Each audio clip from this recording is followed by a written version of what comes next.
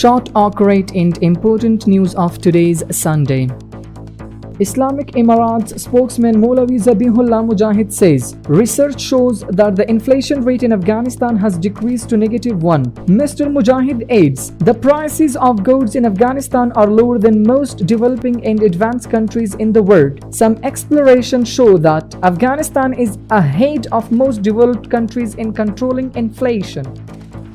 The Railway Administration says yesterday 207 wagons of commercial goods weighing 12,306 tons, and most of them were petroleum products, were imported into the country through the Hairatan Mazar-e-Sharif Railway.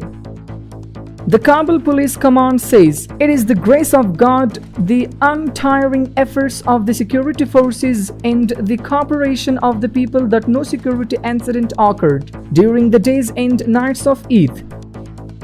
Kabul municipality says the hard-working employees of cleanliness department were able to collect and transport the garbage caused by slaughtering animals on the time during Eid.